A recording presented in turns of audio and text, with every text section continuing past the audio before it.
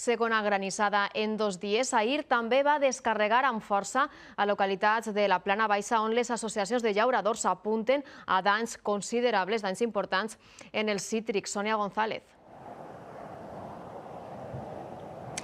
Si efectivament és el cultiu per excel·lència de la Plana Baixa, es calcula que la pedra caiguda ahir hauria afectat entre 150 i 200 hectàrees de cítrics i als camps on va caure els llauradors creuen que perdran aproximadament la meitat de la collita que esperaven tindre. El motiu és que els fruits encara són tabolls, queden marcats i acabaran caient. També pateix molt l'arbre que per força del vent i de la tempesta es queda desfullat.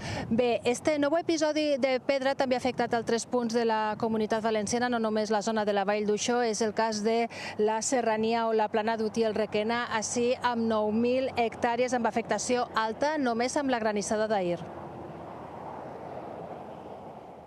A este agricultor de la Vall d'Uixó la pedra ha fet malbé quasi el 70% de la seva finca de cítrics.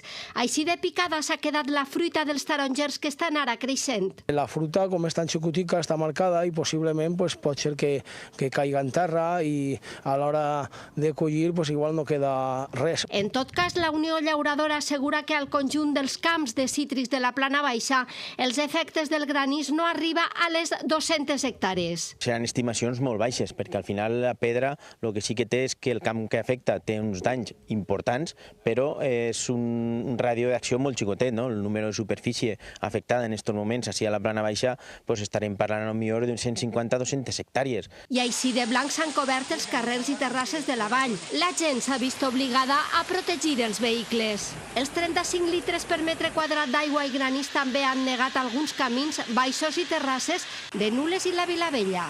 I a Castelló de la Plana, la nit de l'art que es fa al carrer ha hagut de traslladar-se al Museu de Belles Arts de la ciutat.